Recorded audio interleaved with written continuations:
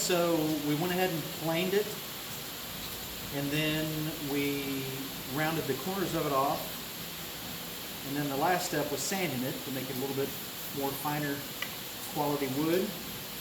And then the last step here of making this drone, well, one of the last steps, I guess I should say, is going to be burning the mouthpiece holes out. The best way to determine where to put the mouthpiece is to start with the center one, and after you put the center one in, then come over about 1/4 of an inch, or maybe a little bit bigger, maybe more like not quite half, but between 1/4 and a half ought to be good, somewhere in there. It's personal preference, really. And that's where you want to put the next hole on either side. Now, I use, as you all know, a 19/32, no, actually 3/16 these days drill bit. So the 3/16 bit is one size. When I burn it out with my 5/16 rod, it's going to be a larger diameter hole, so the holes will be a little closer together. That's where I'm at now.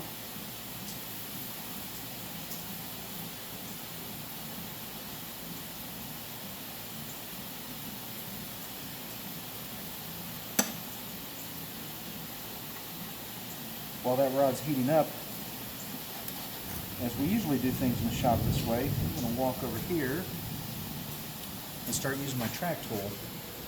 This will save a little bit of time.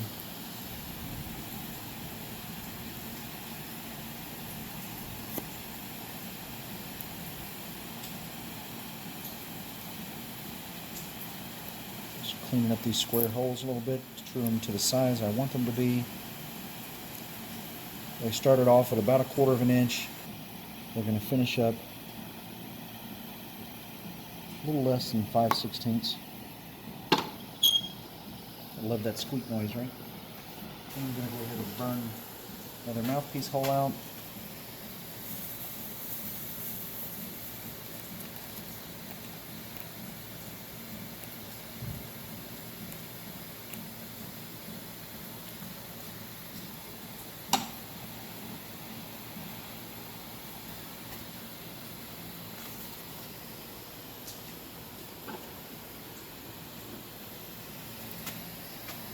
One thing that burning these holes out larger after you've already pre-drilled them really helps with is getting the location of the holes in the right place. And I'll show you what I mean here. Sometimes when you drill the holes, they may be 1 millimeter this way or 1 millimeter that way, but as you're burning it, you can see, and you know, it would actually be wise to put a straight edge on it and measure it across, but I've done this so much that I just, I can see it pretty straight. But we'll true them up like that, and then we'll put the tracks in between. This thing here will be just about finished. Let's see if I can burn this hole for you.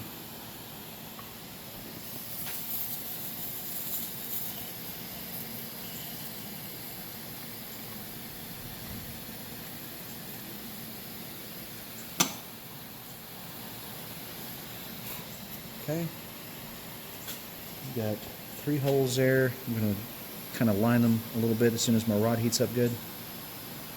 And then of course we'll sand this off smooth with some hand sandpaper. I've already got a block for it here, which will go right there. Kind of lets you see where the holes are in relationship to the edge of the block. And then we'll have to cut the end of this chamber off so that we can have it as that higher E that I had mentioned previously.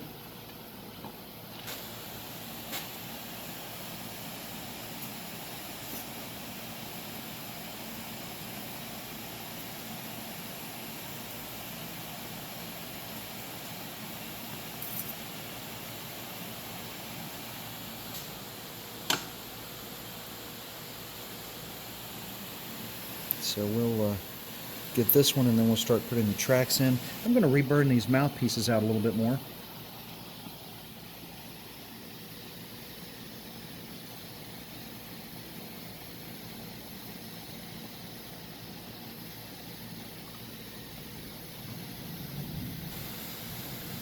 There we go.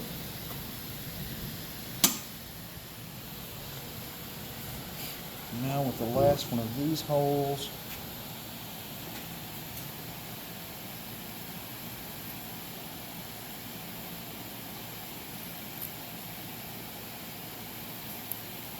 so we went ahead and burned the tracks out. They're about, I think it's about 1.5 millimeters to 2 millimeters deep.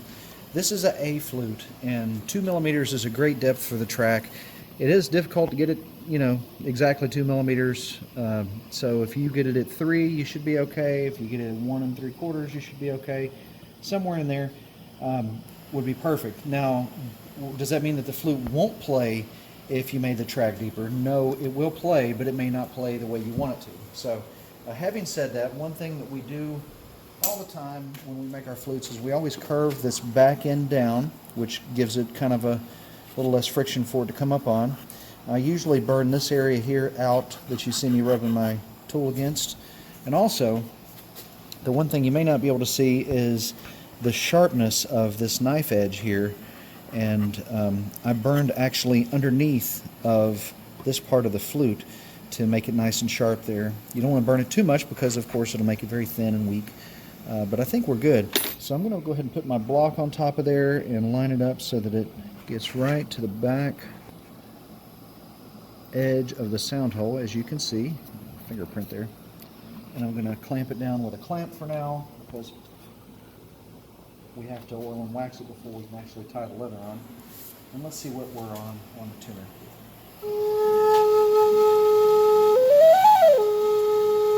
Looks like we're a flat A. Let's check that middle chamber. Not too bad. And then let's check the last chamber. Now, on a drone flute, we always tune these independently, so we'll get whatever note that may be a little this way or that way out. We'll get those straightened out in just a second. But for right now, it looks like, since it's all showing about a flat or G sharp, I need to cut off just a little bit, probably about 1/4 inch of this. So let's take this over to the scroll saw and take the tuner with us.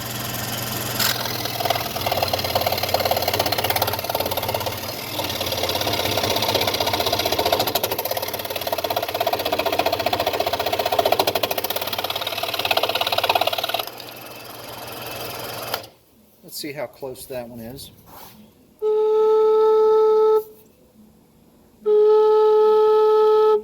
I think at this point we'll probably go ahead and take these two ends over to the sander and finish that. But as far as the last end, I had mentioned in the beginning of the video that we want to tune it not to C, which is where the back fingering is here, but we want to, and definitely not D, because that's going to put us in a major chord. We want to go ahead and tune it to the E. So let's cut it right about here to see where we're at.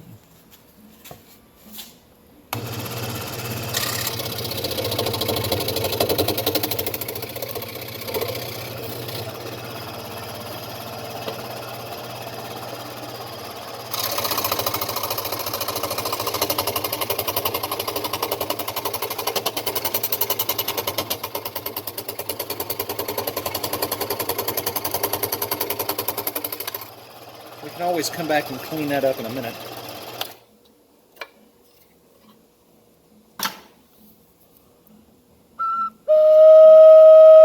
Well, it's an E.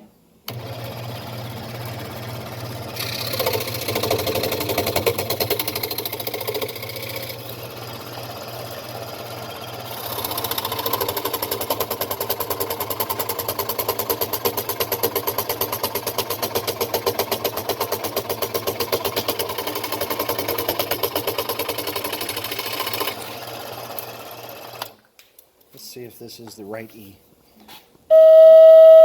Almost. A little on the flat side.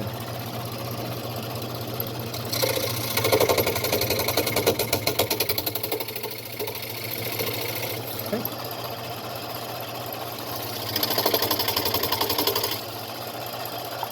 That should have just about did it. Now the one thing to consider too is this flute's supposed to be 432 hertz tuned. So if it is, then of course you're going to want to tune down before you do that kind of thing. But since this one's not 432, we're going to make it at the right frequency. We'll take just a smidgen off.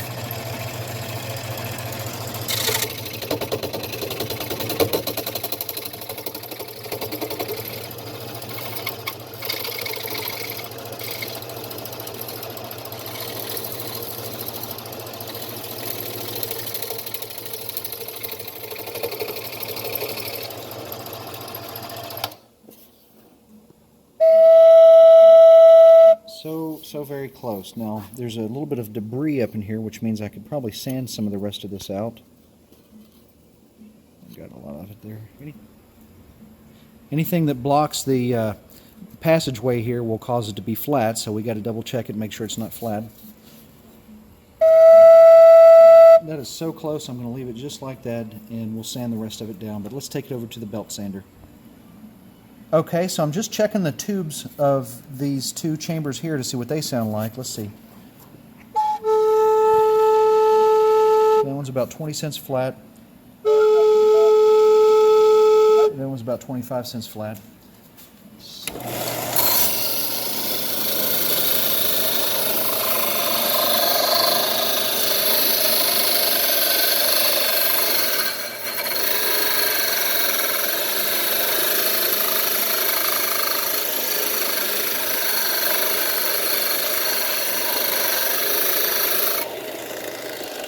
Let's see if that did the trick.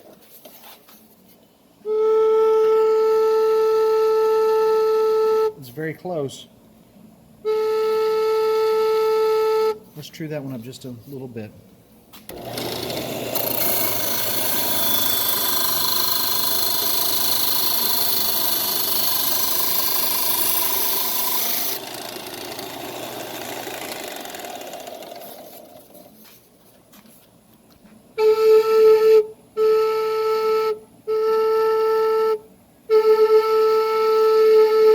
You can hear me playing these two together to test them, and you can hear there's a little kind of a wobble there.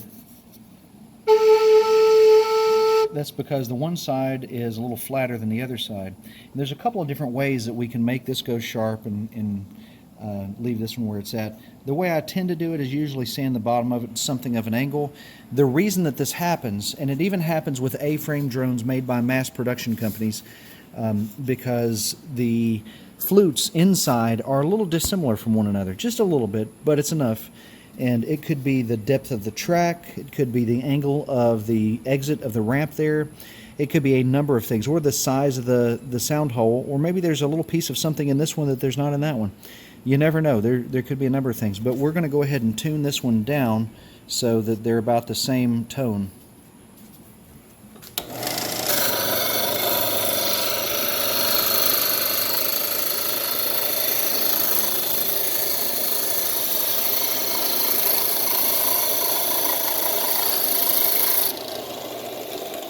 I'm just going to play it this time and see if that sounds right. I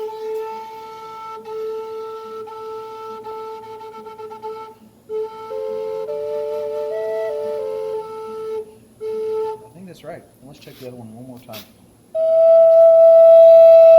Yeah, he's not too bad. I'm going to hand sand him down because I'm not using one of those tiny belt sanders on this. I'm going to just use a hand sandpaper. I will go ahead and clean this up, and I'll meet you back over at the burning table to tune the last fingerings. So I went ahead and sanded this guy, sanded a little bit right there to make it more presentable. Check the intonation of these again, and they're great. Now I basically need to tune these holes and that hole, and we're done. I think maybe a tiny piece of fine sanding on this, but anyway, that's about all there is to it. And of course, I'll probably have to lightly sand this to get some of the charring off of it from what I'm doing now. Let's check on this bottom note. It's great. Great. Not bad, but I'm going to take just a smidgen off of that. While I'm here, I'll go ahead and take a little bit off of that. And that. And just a tiny bit off of that. Just kind of typical.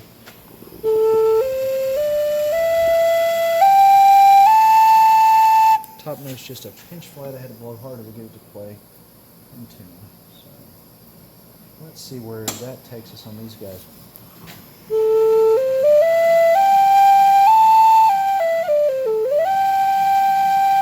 That G there always comes in just a little bit flat, and I think that probably took care of it. One last time. Okay, not too bad. And then of course, let's try this bottom note. He is flat in the middle chamber, so we're going to make that a little bit larger.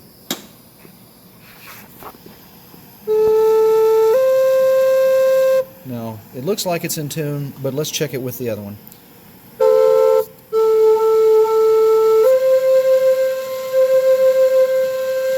So he's still a little bit flat. I don't know if any of you caught me sliding my right ring finger over that C fingering right here.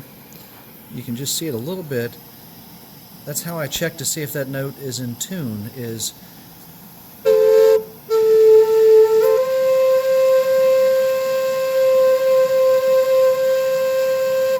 if my finger gets close to the hole and they go in tune, there's no more wobble, then that means that this hole needs to be flatter, but it doesn't need to be flatter because it's actually in tune, so I need to make this hole a little bit sharper. And it sounds like we may have picked up a tiny wobble on the bottom, so what I'll do is, in just a second,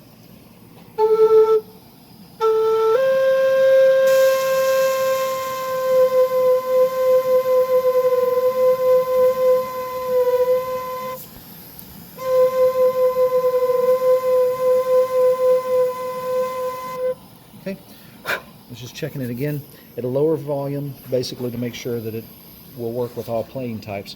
But what I'm going to do is take my block off, and I'm going to reset it and see if they're in tune, and if they're not, then I'll do a little something up here to get them a little bit closer to together there.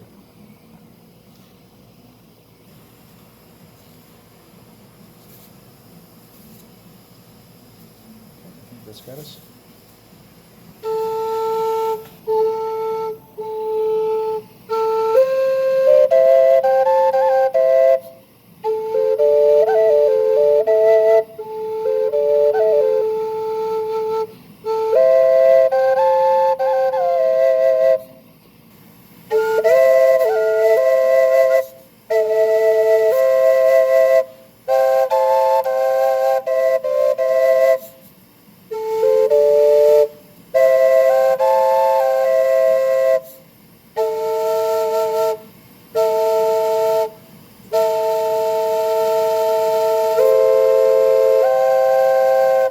I think that's great.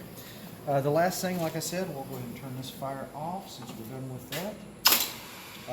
Is just basically a tiny bit of double checking on the sanding. And then it's oiling, waxing, tying the block on, same routine. I know that y'all have seen a lot of that. So just for our last musical demonstration here, let's see.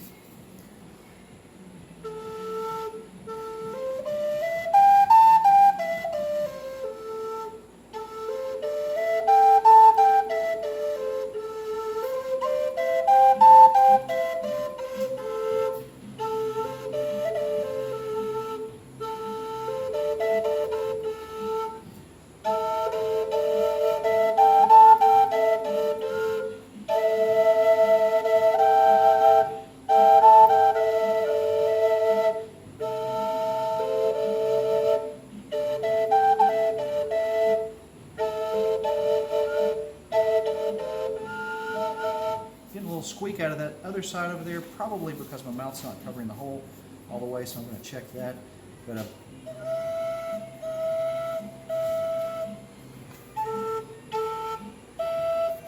see if we can't fix that really quick. Like when you have a large distance that you have to cover your mouth over, it's not uncommon for you to lose control of your airflow to one of the chambers. So I'm going to make it so that's not a problem. Ensure that it doesn't happen, because we need our little drone chamber to play properly.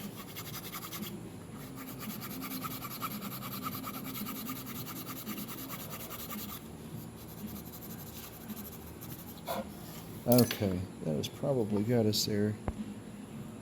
Just making sure they all seat up evenly. Oops.